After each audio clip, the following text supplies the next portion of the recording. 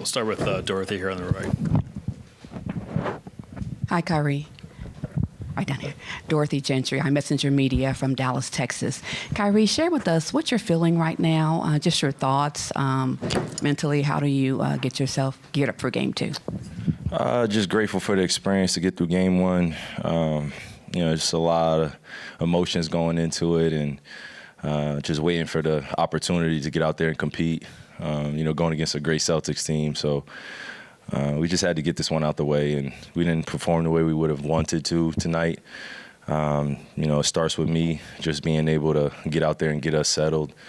I got to take some accountability for just the communication and just going out there and getting used to the way that the kind of environment was going to be. But I think my teammates did a great job of staying together, sticking to the game plan. We obviously made some mistakes, like I said, but we gave ourselves a chance in the second half, and we just got to continue to do the right things and win the quarters as much as we can. They came out and hit us in the mouth early, got the home crowd going into it, down 17 in the first quarter. It's not really like us to give up 37 points. It's happened to us before in the playoffs, but we just want to make it a lot tougher on them. And they hit a lot of threes. And, again, when you get them rolling like that, they play a very easy game the rest of the game. And we just got to hit them in the mouth a little bit. So they did their job getting game one, but we're going to take our lessons and get ready for a good game two. Here in the front, Tim. Tim McMahon, ESPN. Kyrie, obviously with you and Luka, you guys have two of the best one-on-one players in the world, but ball wasn't moving tonight. How do you avoid, with the way that the Celtics play defensively, falling into kind of the trap of relying on isolation and becoming stagnant? I don't necessarily agree that it's a trap, that they want to set us. I think that they really rely on their great defensive ball pressure, their one-on-one defenders, and they funnel us into certain areas. I mean, even as I say that they're relying on the one-on-one, every time I got an ISO, there's, almost 2-3 people waiting for me to get in there. So I got to catch the ball on a live dribble and just be aware of my opportunities. It's uncharacteristic for us to have only 9 assists. The ball's got to move a little bit more. And again, that starts with me just being able to push the pace, get us some easy opportunities, and just adjust to what they're throwing at us. So it's a fun series. It was fun just, going into the game. It's still going to be fun, but there's going to be a level of chess that still has to be played. And, game one was just about adjustments. We obviously wanted to win this basketball game, gave ourselves a chance in the second half when we were down by 8. Then they brought it up to 16, and they got up to 22 when we called the timeout. So just going to be replaying some of these possessions, but, at the same time, look at some of the positives that we can carry on to game two. Here in the front, Mike. Kyrie, Mike Curtis, Dallas Morning News. You mentioned the environment. How did that either meet or kind of exceed your expectations, and how did it affect you tonight? No, I mean, it's basketball at the end of the day. Being in this environment, I'm used to it at this point. Early in my career, there was a different relationship that I had with Boston, just being able to come here, be settled with a veteran group. Now I'm here as the veteran. Over the past few years, just experiencing the playoffs here, even regular season, it's been the same thing. I thought it was going to be a little louder in here, but I'm expecting the same things going into game two. Crowd trying to get me out of my element, my teammates out of my element. But again, the energy's got to be focused towards the game. Felt like I had a lot of great looks. They hit back rim, or they were just a little left or right. So I just got to stay confident and stay poised throughout this, man. This is the best time of the year to be playing. It's only 2 teams left. Let's put it in perspective, So the environment's going to be what it is, but my focus is on our game plan and making sure my guys feel confident and I feel confident, and continue to shoot great shots. Here in the front on the right. Valencia King, Real Talk Sports out of Dallas. Thank you for your time, Kyrie. I heard you mention 2 things tonight. One, you're grateful for the moment and that the young guys did well. When you see them embrace this moment, especially not being on this stage before, I know it wasn't the outcome you guys wanted, but what is that moment like for you, kind of seeing them rise to the occasion? Very proud of them, and also amazed at how poised they are. This younger generation has just a quiet confidence and a knowing about themselves, and I think when we hit a little adversity, we just have to know how to respond as a group and a team. We talked about it in a lot of huddles, but we got to act on it. And that's what this game is about, is controlling our actions, making sure that we stay positive, but also know what we're going up against, the competition level. You know, we're the best in the world at this point. It's only 2 teams left. We've proven why we deserve to be here. We've earned our right to be here. So it's no time to, see ourselves as a short opponent or someone that's not capable of coming out of this. It's game 1, but at the same time, we got 2 days in between, so there's going to be a lot of noise and a lot of who played well, who didn't play well, who's under pressure. And just tell my guys now is not the time to fall into that and get divided and, be on social media all day listening to people that aren't on the court with us. No disrespect to anybody, but it's just, we're the players out there, so we got to control what we can control and be ready to put on for each other. 2 seats down here on the front. You're right about that.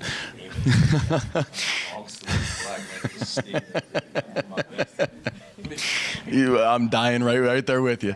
Mike Leslie, WFA, you guys defensively have been so good in these playoffs tonight, the way that they were moving the ball. It seemed like you guys were a step slow on the rotations. What do you need to change? How do you guys improve on that for games? We just settle in emotionally and also just continue to pinpoint the things that are working for us where we're funneling their guys to where we want them to go. And then also offensively playing off a live catch. They do a good job of loading up when we're on a dribble. They do a lot of, reaching, a lot of verticality effort. So you got to give them credit. We're going against a great team. And now is the time to just look at film, spend the next 2 days healing up and just getting ready for a physical game too.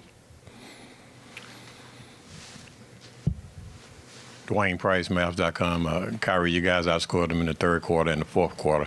How do you piggyback on that and take that into game 2? And what did you guys do in particular to get the score back to 8 points in the third quarter? Again, just look at film and then also be ready to wash our hands with what this game was and how we didn't rise to the occasion to start off the game or just be able to battle with them during those runs. They're going to make some threes at times, but we want to make them tough. When they're at home, they shoot incredibly well.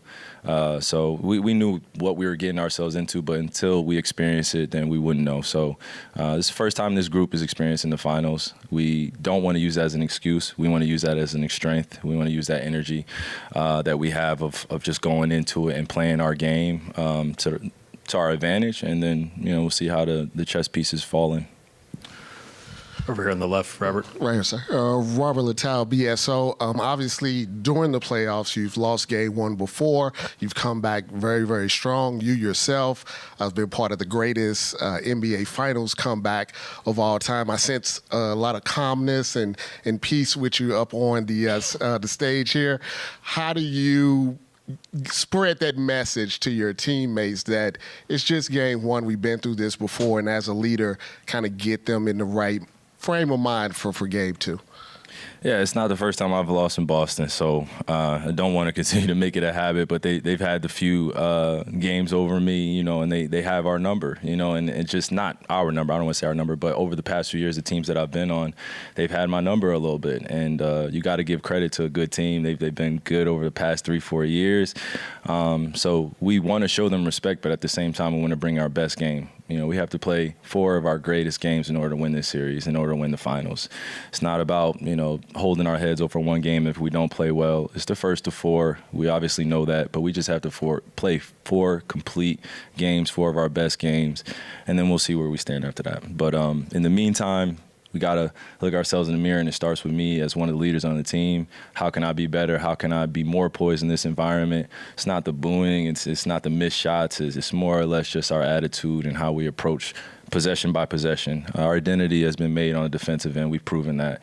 I haven't had the best games offensively this playoff run, but we've been able to get stops, timely stops, and been able to pick each other up on the offensive end. We have all-world talent on this team, skill sets out of this roof, but now it's just about remaining confident and always knowing that, you have somebody that's been through it, but now it's our turn to go through it together, and, this is what makes it exciting.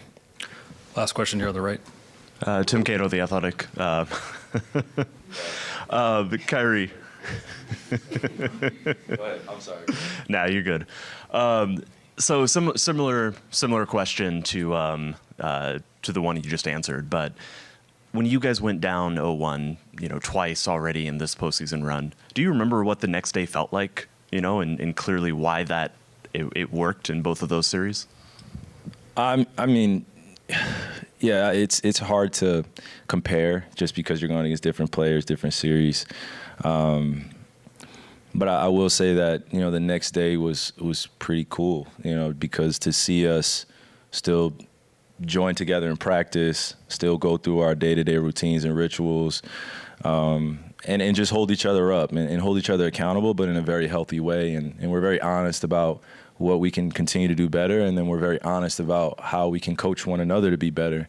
We're going to hear the familiar sentiment or the familiar phrase that, a lot of guys haven't experienced the finals and on our team, and that's okay.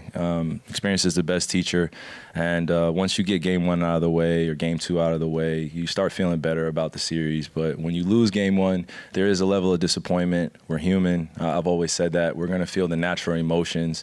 You feel the highs and lows of the journey, but when you lose a game like this, especially in the finals where everyone's watching, it's going to hit you a little bit.